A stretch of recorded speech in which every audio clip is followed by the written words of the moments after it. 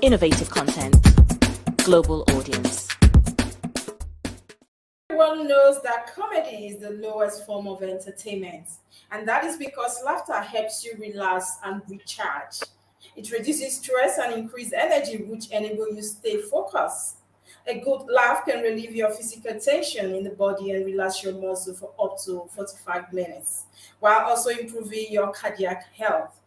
Evolution of the Nigerian comedy film have come a long way since the inception of the early days of Nollywood. And we cannot talk about Nollywood and comedy scene without mentioning my guest. This is a man who has helped grow the Nigerian film industry.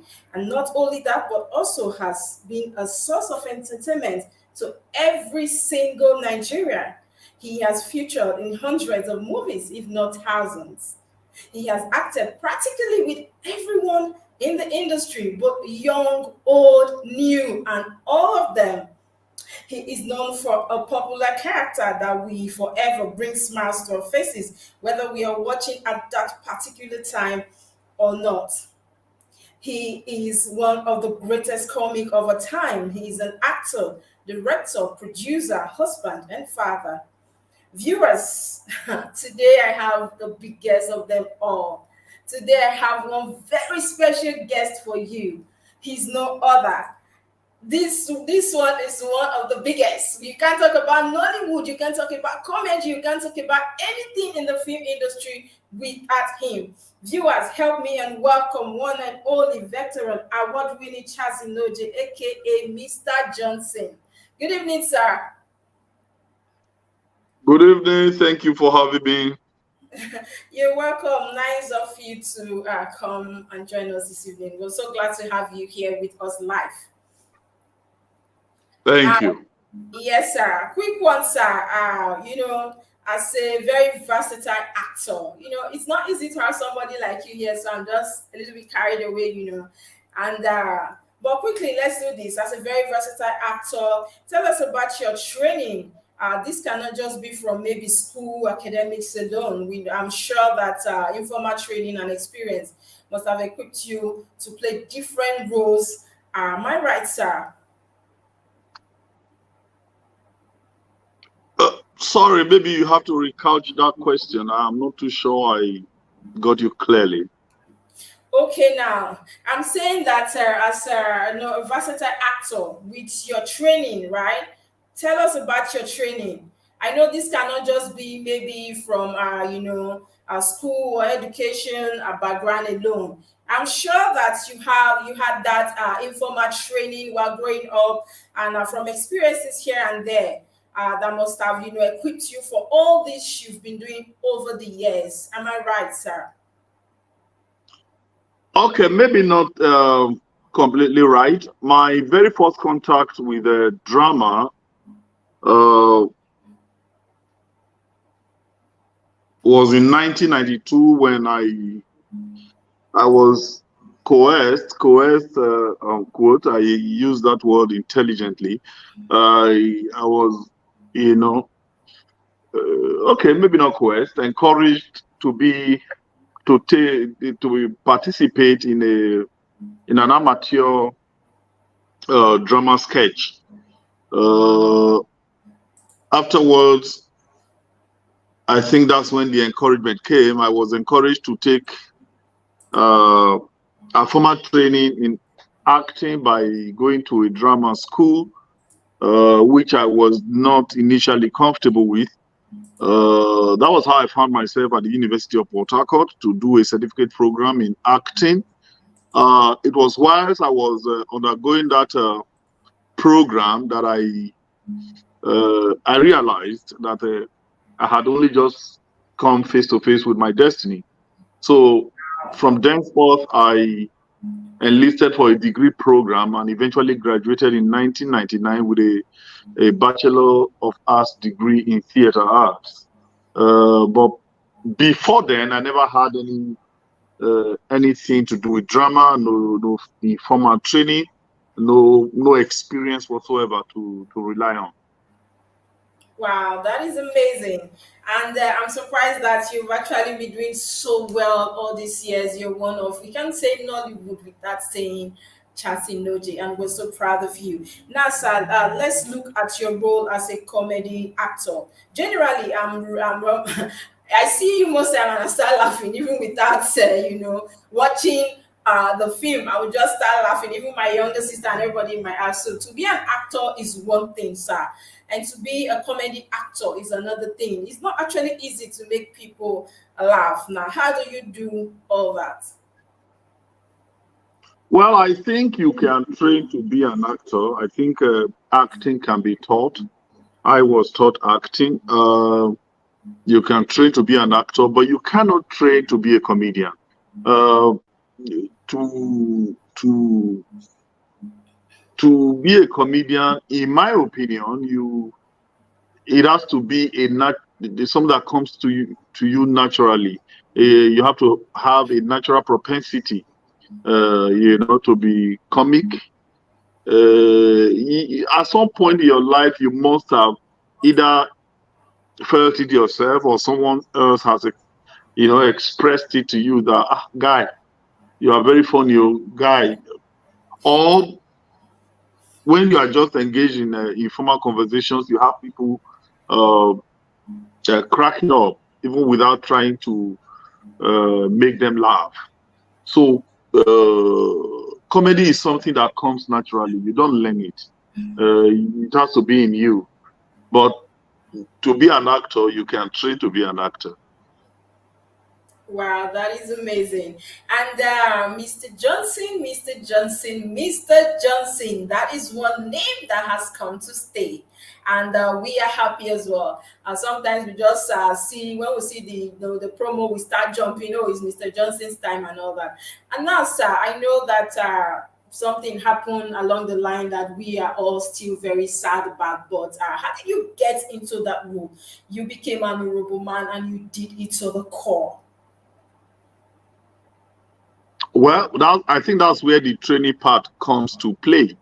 Uh, as an actor, you are trained to be whoever the script wants you to be at every given time. Today, you are a lawyer. Tomorrow, you could be a mechanic.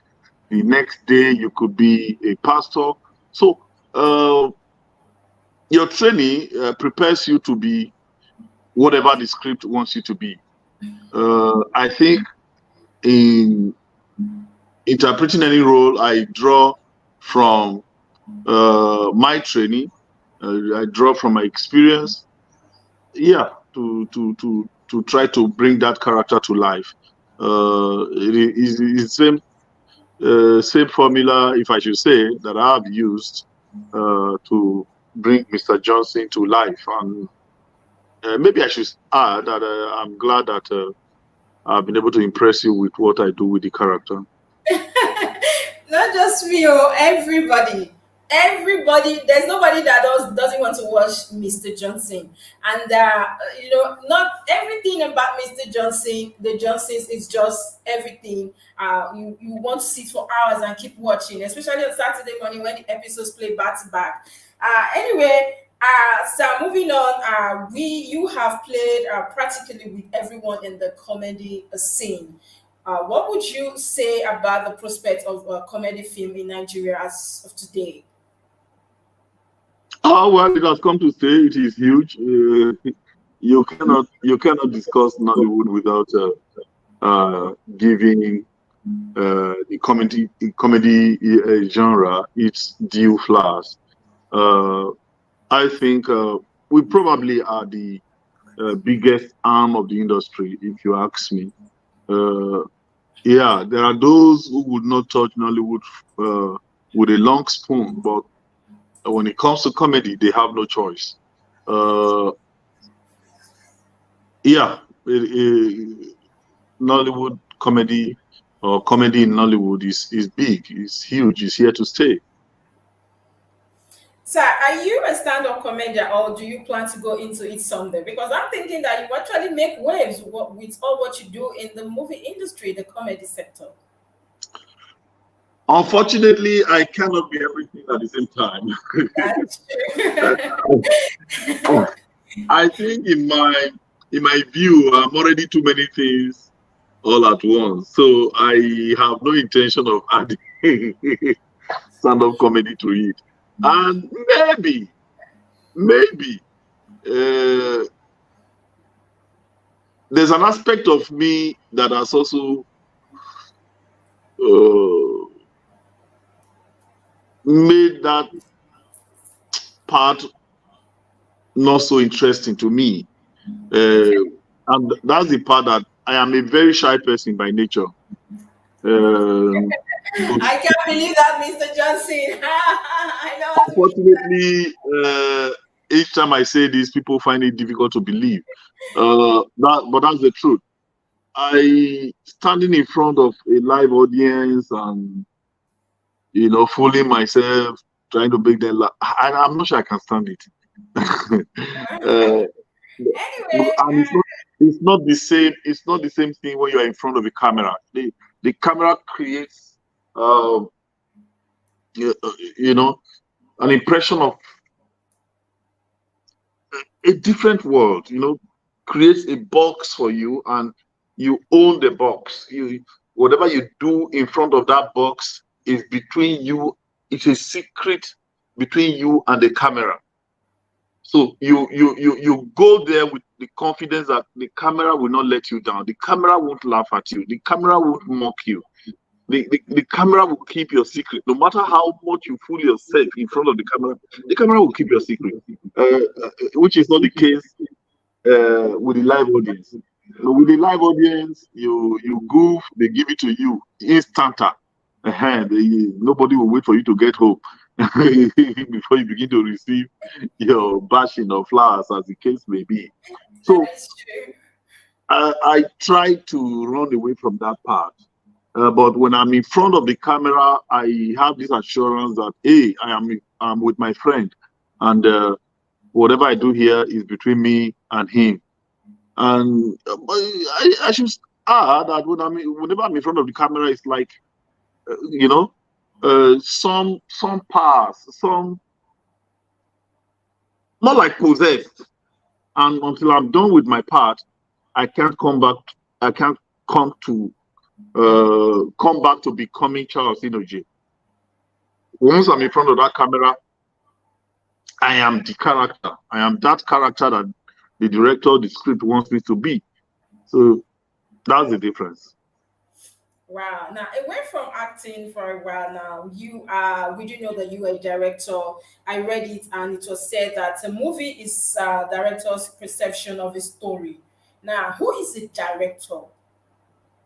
The director is that man that God has given the very, very rare opportunity to continue his creation. The Bible says, in the beginning, God created the heavens and the earth. That is correct. So the director is that man that God has given the task of continuing his creation. So when the director picks up a script, he creates life out of it.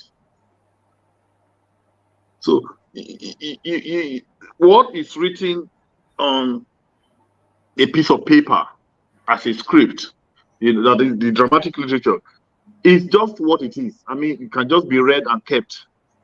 But when a director steps into the scene, he creates life and gives and breathes life to living, tangible characters, identifiable characters that, relatable characters. Then all of a sudden, that piece that you just read now, all of a sudden has become a whole world of its own. And you sit back and watch, you laugh or cry, depending on the emotions that the director wants to get out of you. Yeah, that's the director. Wow, that is educating. And as a director, Maybe I should add, is that man that has the master key to determine the ultimate destination of every dramatic enterprise. Somebody has written a script. He has written a script. What becomes of that script is the entire business. And of the director. He is the sole determinant of what comes out of that piece of paper. That's a script before him. So the director is the leader. The director is, the mastermind. The director is the magic wand. That once he shows up in the scene, everything that was intangible becomes tangible. That is very, very educating. And now, but how do you bring the stories to life when you're directing? Oh well, that's where a director, no matter how good you are, cannot tell a story without the actors. So in the theater, we say the actors are the directors' tools. When you walk up to a mechanic workshop, if he has not got tools, no matter how much knowledge of engineering, mechanical engineering that he has, he cannot do much. So he needs his tools. So in bringing a story to life, the director needs actors. And in these actors, he would assign specific roles, specific assignments, so that in collaboration, once these actors are able to, effectively deploy these roles, the director eventually realizes the ultimate goal of creating a story. So the director, in realizing a story, needs the actors. He needs a near infallible understanding of the dramatic literature. And I would like to say that a director, or a director that is truly worth his weight in salt, must have a near infallible understanding of the dramatic literature. Oh yes, suggestions can come from your actors, but if you have read your script and you are convinced that this is the way you want the story to go, this is where you want to hit your audience, then when these arguments come from your actors or manner of suggestions, you listen, because one of the major tool that the director should also have is the ability to listen. So you listen, but after listening to them, if you are sure that this is where you want to hit your audience, this is where you want the story to go, you sit everyone down and present that angle that will get everybody nodding their head. Wow, I never saw it that way. Wow. A director that knows his job must be able to get his actor to that level. To that level. Wow, it's even more stressful than I thought. I thought it's just something you have to just go, okay, do this, and we're done. But from what you just said is a whole lot. And then as a producer as well, your role as a producer, now you are producing. For instance, you're producing movies in Nigeria, and we know that you do that on daily basis. Now, how do you raise fund using your experience and knowing fully well that your industry is not the one that the government tends to carry along when we talk about funding? Oh well, we are still at the level where people have to, grind their teeth to chisel out, grind out a budget for their movies. The Nigerian producer is the most endangered species anywhere in the world. Yeah. Yes. Because in other climes, you have maybe corporate individuals, corporate entities, dropping the funds to say, okay, we believe in this your story. We think it will work, so we are providing the funds for it. And when that happens, there's shared risk. So it's not a one man. But today, the director, I've had colleagues who sold their cars to make movies. We've even had stories of people who sold their lands, sold their houses to make movies and all that. So that's a challenge. I must say, that's a huge challenge. We are still at that level. We are hoping that we will get to that level where we have fame funds that producers can draw from, to make their movies.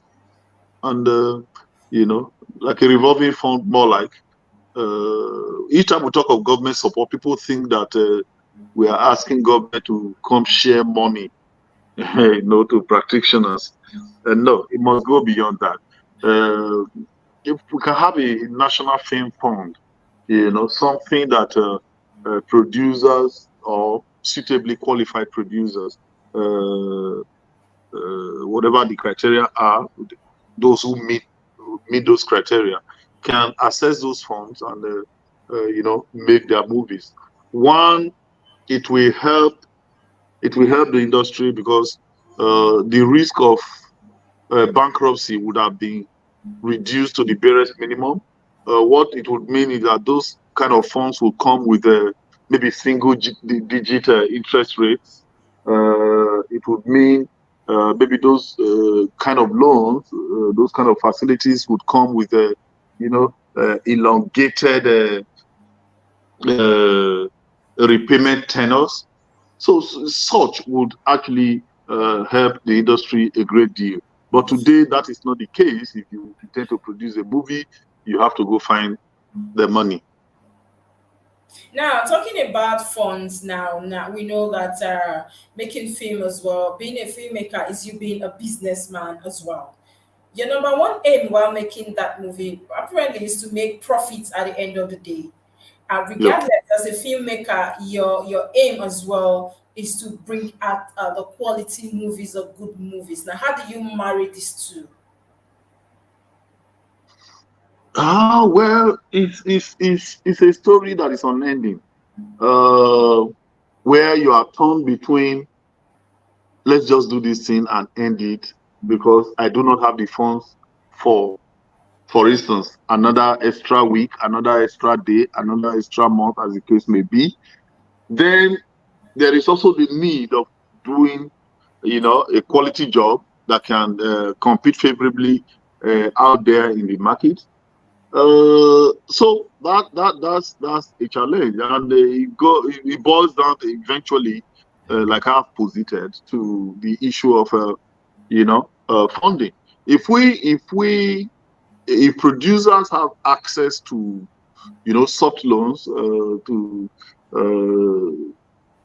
single digit low interest rates, elongated repayment tenors, it will be easier for them to take their time to make their movies the way they truly would love to make them. But in a case where you are working on a tight budget already, creativity sometimes is stifled. Does cutting corner, that it means, maybe you're acting like what you just said now, means you have to cut corners because you don't have the funds to do. Cutting corners is what it is. Cutting corners is cutting corners. When you cut corners, of course, the result will be there for you to see. Each time you cut corners in any sphere of life, as a matter of fact, whenever you cut corners, the results are usually not as pleasant as they ordinarily would have been. But how hurtful is that we live in a country where at some point you have to cut corner just because there are no, proper funding? A lot of the things that happen with producers, maybe having to, should I say, jettison the original production plan, again would stem from the fact of the kind of budget they are working with. If I have earmarked to shoot for 1 month, by way of talking, and for whatever reasons, we have shot for a month and probably have only done 60% of the job. You do not need a soothsayer to tell you that the remaining 40% would most likely suffer, because at that rate you are now faced with, do we abandon the project or we just find a way to end it, especially when you can't get extra funding anywhere. So if you are faced with a situation like that, chances are that the remaining 40% would suffer. That is when you now have okay, the location for the next scene is supposed to be somewhere in Osun State. This is a location you saw before during the pre-production. You know, and vetted, approved, certified for the scene. But here is the challenge. First of all, the cost of moving cast and crew now to Osun State, settling in, and going to filming proper before you eventually return to Lagos, you don't have it. That is when suggestions like, don't worry, there's a place like that. As a matter of fact, there's a place like that. Somewhere, I know a place like that somewhere in Surulere. Meanwhile, that place somewhere in Surulere was always there before you told yourself that this scene will be filmed in Osun State because that's the perfect location for it. So those issues, those are the kind of issues that crop up when you are faced with the situation that you described. Wow. Viewers, now this is the world of cinema. You know how we do it here, where we bring you everything there is to film, filmmakers, actors, and of course, producers and directors. Everyone in film, that sector, we bring them here for you to have a one-on-one with them. Now we'll go on a quick break. Don't go anywhere. We'll be right back after this break. SRTV Talent Award is here again. We honor, recognize, and appreciate hard work of individuals in the creative industry, films, music, fashion, and comedy. Nomination of various categories is now open at superiorradioandtelevision.com/SRTV-talent-award-registration, or contact us via the numbers on your screen now. Powered by SRTV London in partnership with the Federal Ministry of Information and Culture, and lots more. Nominate, and nominate. Hello viewers, you're welcome back from that quick break. This is the world of cinema. We bring you actors, veterans. As you can see, he's one of the pillars of Nollywood. And of course, if you've just joined us, this is the world of cinema. We're reaching you live from our SRTV studio here in London, the world's capital city. And I'm still here with Chelsea Node, the very, very veteran, oldest of them. When you talk about the comedy world, we know how far he has come, aka Mr. Johnson. I know oldest of them all. To be very honest. Yes. To be very honest, I'm probably. Yeah, sorry. When we talk about comedy, I think you are one of the oldest we have in that, comedy. And I actually wanted to correct that impression. Okay. Yeah. What has worked for me is that from whence I joined the industry, I enjoyed an unusual grace. I enjoyed unusual acceptance from my colleagues, from my older colleagues. The transition or the assimilation was so seamless that people thought I've been there from beginning, and it's not true. I left the university in 1999, joined the industry in 2000. At the time I joined the industry in 2000, all the comedians from God Rest His Soul, Uncle Sam Loco, from Amechimon Ago, Chiwetalo Agu, Vitor Soagu, Oke Bakasi, Mr. Ibu, Francis Odega, Charles Awuru, they were already established stars. Okay. Yeah, way before I joined the industry, way before I left the university. Maybe the only person in that our gang that I probably senior will be Bishop Ime Okon Lagos.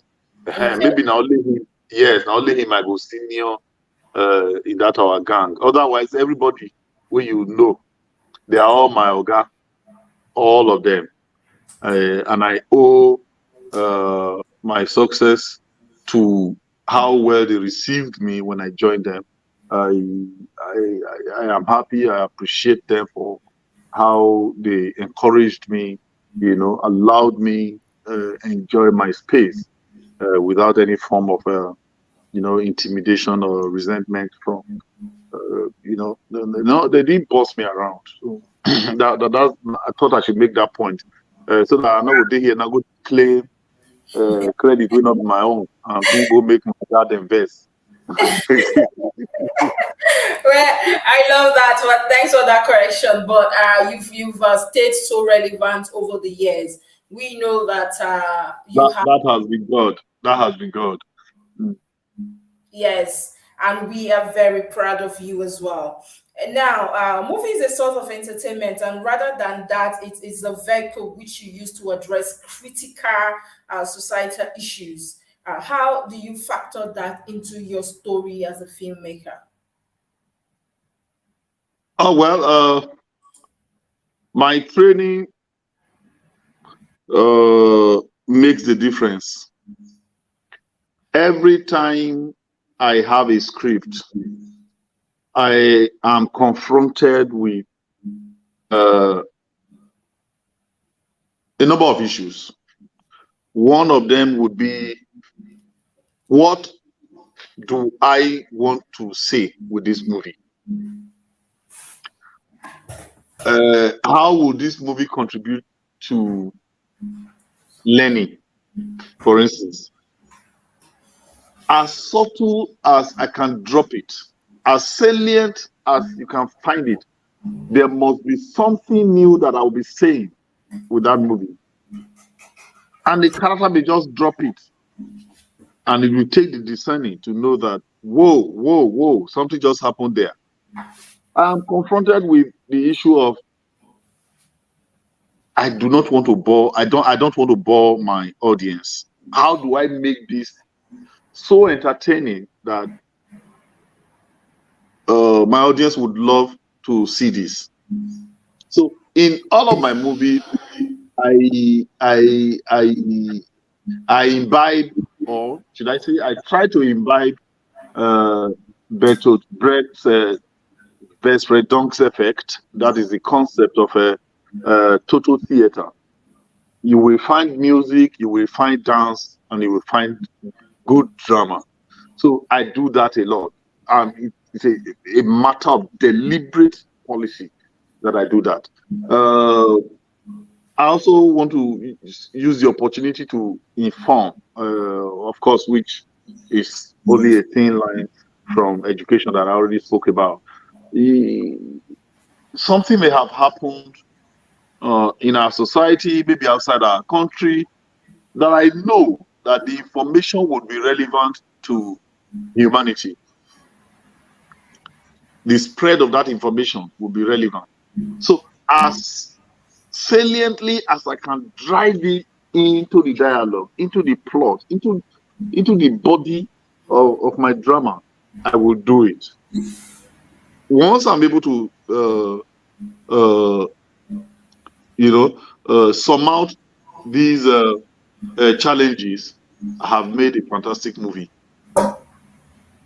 Wow, amazing. Now, moving forward, welfare welfare in the industry is very, very crucial. What are the welfare mechanisms put in place for people like you who have been, who have spent better part of your time in the industry?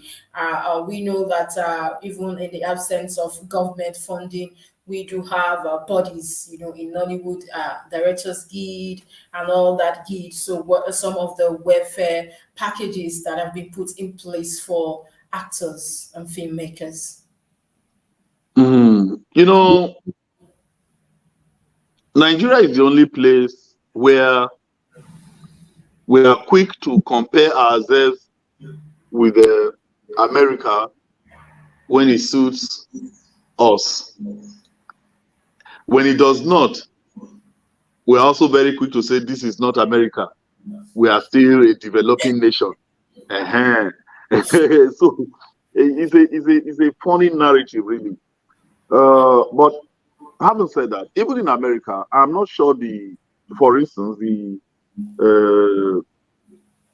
the Guild of Actors in America share money to their members. When we talk of welfare is something that we all have to collectively work out for ourselves. I do not think that AGN, for instance, that is the Actors Guild of Nigeria, the body that oversees the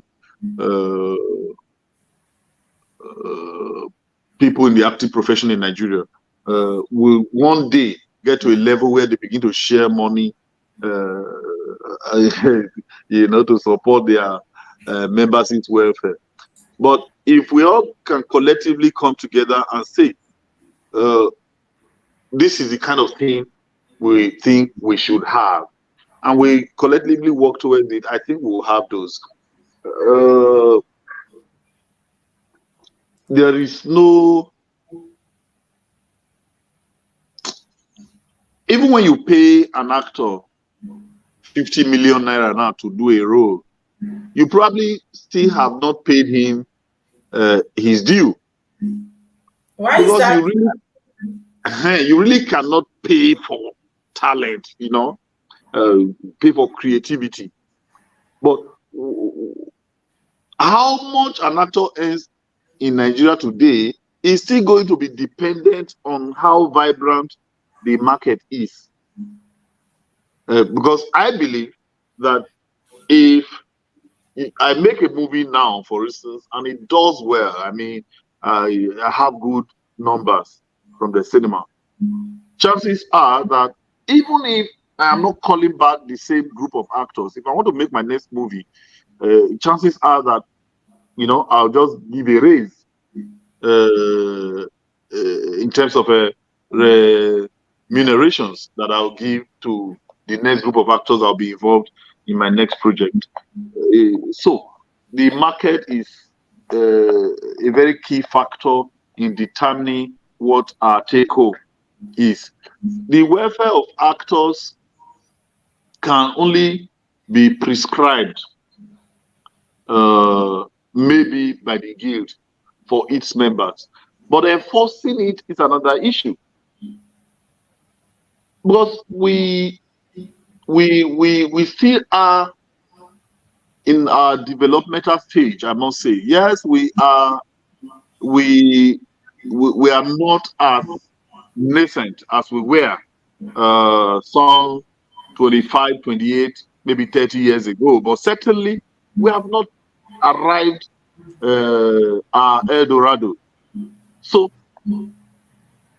it's still a work in progress, and we believe that someday a lot of these working conditions, actors' welfare would have improved way more than they already are. But they are not things that are enforceable. They are things that we can work out. It's not something you set up a task force to enforce, because you can't just wake up now and say, okay, from tomorrow, producers, you can't pay an actor less than 1 million naira. It's easy to say. Yes, there could be producers that can pay that, but there would always be producers whose entire budget is probably 1 million. And as long as they can find people to stand in front of the camera to do a production with that is 1 million, those people who are actors. So at the end of the day, it is always going to be a case of live and let live. The big ones would play in the big league, and there would always be the small ones playing in the smaller league. And again, the actors too. If you give an actor, you say offer him $1 million and he says no, that's too small. That's not what I'm taking. There are probably 10, 15 actors queuing behind him that would accept that. So we almost work together. What I'm trying to say in the long run is that we almost work together to ensure that the industry, for the industry to pay well, we have to, develop the industry to the level that even the market becomes better. But perhaps we should our immediate concern should be health insurance, because health is key. What do you think?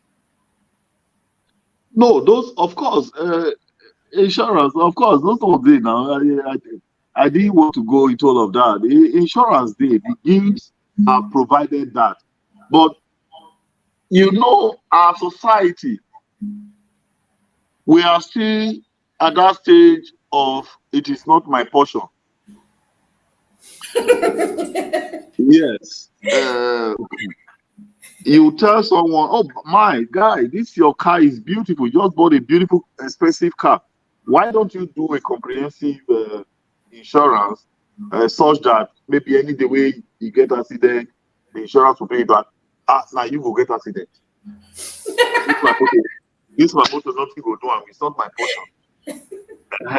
So until you find people or you find someone enjoy the benefit of insurance, many people don't know how important insurance is. As we speak, there is AGN has provided, or AGN has a comprehensive HMO agreement, with top players in the insurance industry. But how many of its members have signed in for these programs? So when people begin to shout, no, AGN has not done this, AGN has not done. I'm not an official of AGN. I'm not an executive of AGN, but I am someone who believes that anything way they do, you have to be part of, the association where where they govern that kind of thing. So I'm a very key player in the guilds that I belong to. The guilds can only do what it can do. If the guilds work out an arrangement with an insurance company to say, okay, please do this for our members. Insurance companies are also companies that are in business to make profit. They are not just going to be dashing money because you can present an ID card to say I'm a member of AGN, then they begin to dole out money to you. No. Have you enlisted? Do you pay your premium? And if you don't do that, it will be difficult for you to qualify for the benefits that are accruable from such schemes. So those are the issues. A lot of enlightenment, a lot of education, even for our members. Incidentally, we have some of the most enlightened persons in Nigeria as members. AGN has professors as members, PhD holders, master's degree holders, just as we also have, people who are probably below the bar as far as formal education is concerned.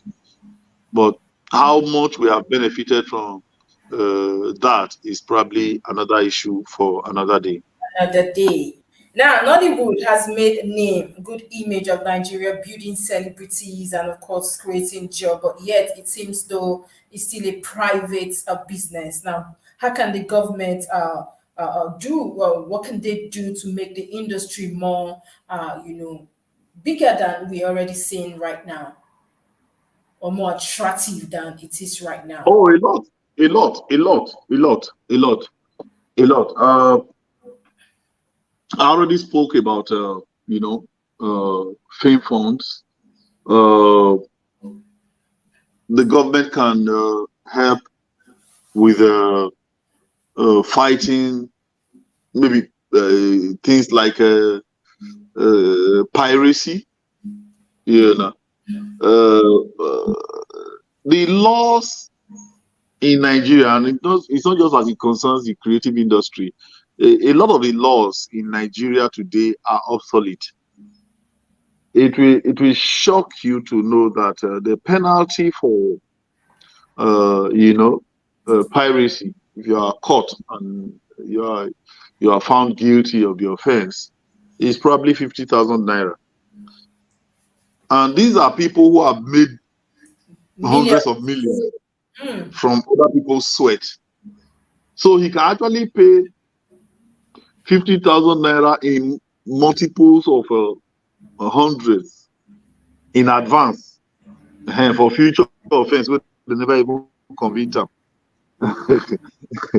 So that's how poor it is. So what that means is that the penalty is not deterrent. We should have penalties that are deterrent, something that can discourage somebody else from committing that same offense. We always beg for, enabling environment. Thank God with technology, with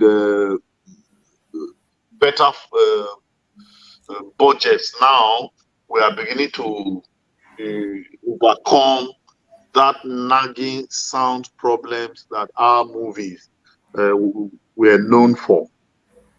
Why was sound a major issue? I have come to beg Mr. A to allow me film in his house. Maybe I even paid, and lo and behold, public power supply goes off. I cannot tell his neighbor not to put on his generator. That is true. So when every neighbors put on their gen, and the generators too, because many of them have been subjected to years of travels under the yoke of no light.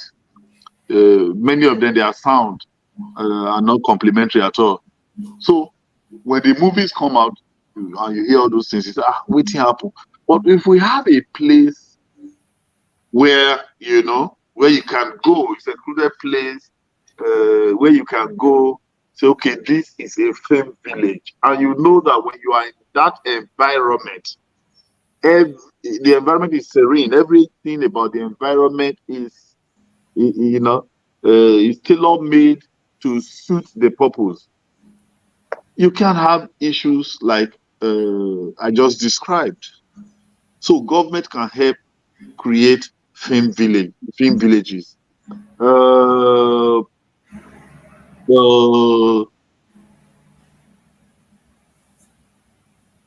In other climes, you can have community cinemas. What does that mean, sir?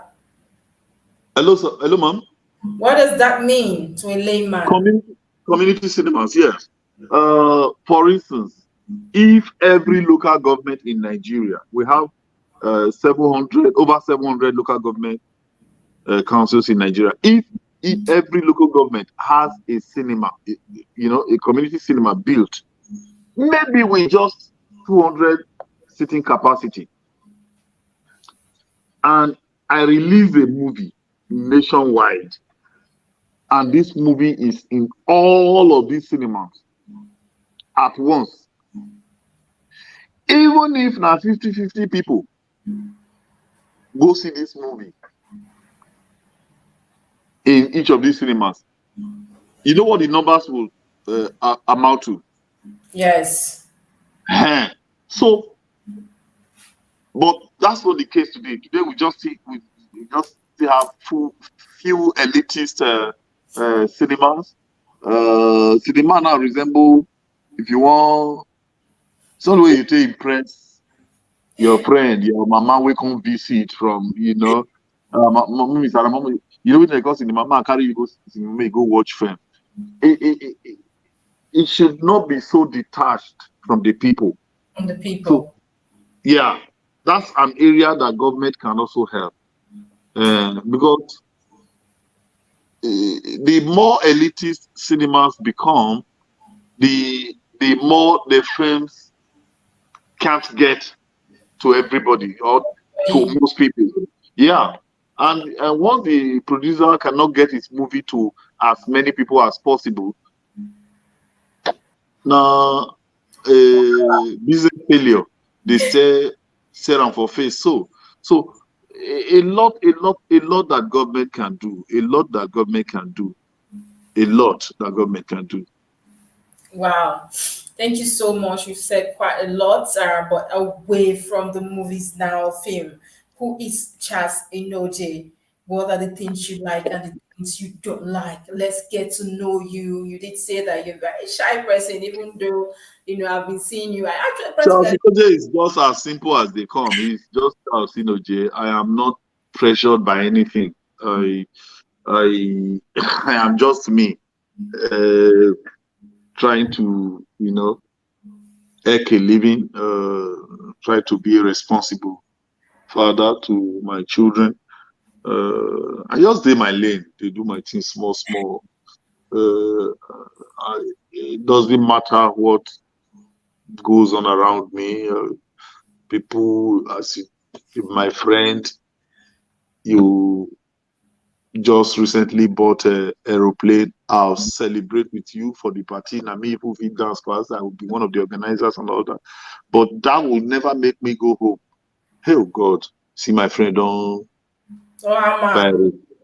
buy aeroplane. Me, I never buy. What should I do? Because the moment you get yourself to that bus stop, that is when the devil begins to tempt you with things that you ordinarily would not do. The moment you allow yourself to get into that kind of space, you put yourself through that kind of thought process, you also begin to ask yourself, what can I do so that I too can get into the league of aeroplane owners? And before you know it, you will not be finding ways to support this thing where you do with something else. And in most cases, that something else should not be something that is that you can be proud of.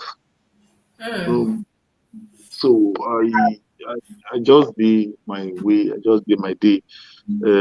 Try to do my thing as much as possible.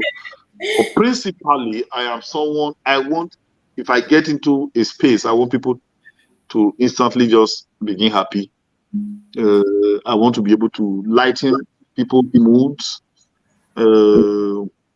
Like my social media handles.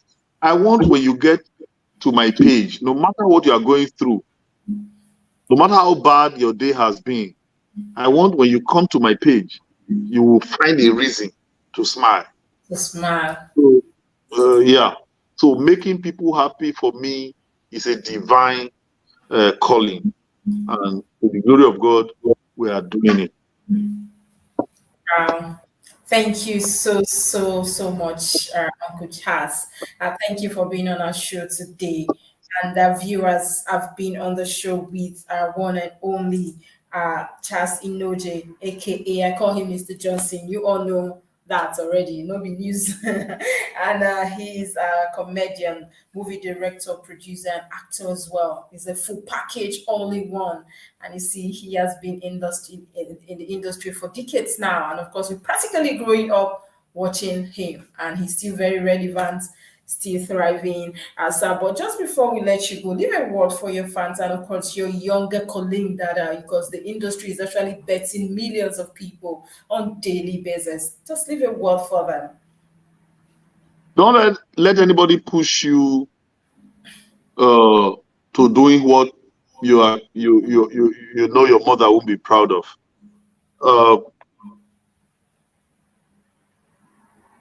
No matter what they tell you, there is no shorter cut to success than hard work. Whatever you are doing, no matter what, whether you receive encomiums from the public or not, just keep doing it. One day you just find out that, oh, hold on, you mean they've been watching me all this while? Why were they not telling me all the while? So consistency is very important. Keep to your dreams. If you are sure this is truly what you are called to do, stay focused, keep doing it, keep pushing it. You make a post, you get 2 likes, don't let it discourage you. There are hundreds of persons who saw that post, who probably for reasons best known to them did not push the like button. They are waiting. They just want to be sure that you are not a fluke. They want to be sure that you are not a flash in the pan. They want to be sure that your brilliance is not transient. It's not momentary. So keep doing it. Those hundreds, thousands of persons who did not push the like button on your post, they watch your post every time. Trust me, they do. One day you will see all of them flooding to your page, not just to push the like button, but to leave very, very complimentary comments about how creative you are. That is, if you are. Don't let anyone tell you that, hey, my guy, this acting thing, whether they do so, you think it's not only just talent, they think they do. Come, I know one baba somewhere. I know one place where they go bath you. I know one guy. If for any reason you meet such a one, run. Those are destiny destroyers. They will kill you before your time. You will end before you start. Anything you cannot get by dint of hard work, of course, with God's grace by your side, then not be your own. You see, when each time we talk about hard work, God rewards hard work. No doubt. God rewards hard work. Well, whatever work He has given you to do, it is His intention that work should, prosper you. And if you stay diligent to that work, truly, He will make sure that He does not disappoint you. Stay focused, stay prayerful. Never think you know enough. Avail yourself the opportunity for training and retraining. Whenever you can find the time to learn something new. As I did like this, I still attend acting workshops when I have the time, and when the resource. I truly believe that there's something I can learn from the resource person. There are very little resource materials and individuals out there. Get someone to mentor you. Very important. Get someone to mentor you. Today, people are just in a hurry to hammer. To hammer. And because of that hurry to hammer, nobody wants to learn anything. Well, if you can, avail yourself the opportunity of mentorship. You will thank me later. God bless you. It's a massive pleasure being on the show. Thank you for the opportunity to be on your hot seat. Thank you. But Uncle Charles, I know to talk now, and I smile just talk, but because of time, we know to talk. Share your No, that's understand. fine. It's okay. The way you talk, don't. Okay, Uncle Charles, no problem. I'm so honored to have be on the show with you today. It's not easy to have people like you on a daily basis, but we appreciate you, and of course, for me and my team, we say well done for all the things you've been doing, for being one of the strong pillars we have now in Nollywood, and for keep on with what you do, carrying people along as well, and of course, making us the best in the world. We appreciate you, and thanks for all the smile you put on our faces on daily basis. Thank you, thank you, thank you. We're proud of you and Nollywood as a whole. Thank you. Yes, viewers, that would be a good place to wrap up the show. I could go on and on, but at some point we have to draw the curtain. But not to worry, next week, just maybe I'll come with another superstar. Nollywood, they have actually done us so well. We are proud of them. And I think it's a good thing for us to, start celebrating, applauding them for the hard work and the good work as well. I will have to let you go tonight. And thanks to our guests and the viewers, of course, we appreciate you. I remain yours truly, Princess Kessy. I'll see you again next week.